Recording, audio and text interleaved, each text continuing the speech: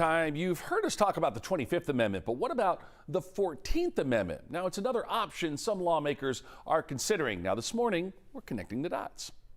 In the wake of the Capitol riots, there has been a lot of talk about impeachment and the 25th Amendment. But those are not the only options on the table. There is also the lesser-known 14th Amendment. Let's connect the dots. Added after the Civil War, the 14th Amendment is best known for granting citizenship to anyone born in the United States and guaranteeing equal protection under the law to all citizens. But under Section 3 of the amendment, it also says public officials can be expelled from office if they engage in insurrection or rebellion against the United States or provide aid or comfort to our enemies.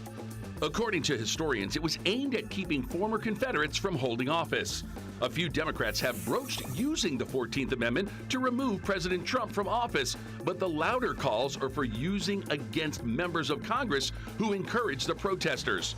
Lawmakers who could be targeted include Representative Mo Brooks of Alabama, who was at the Washington rally before the riot, and Louis Gohmert of Texas, who suggested supporters take to the streets after his lawsuit to overturn the election failed.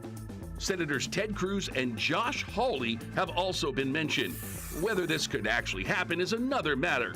Political watchers say it may be harder to make a case against Cruz and Hawley because they did not directly call for violence or rebellion.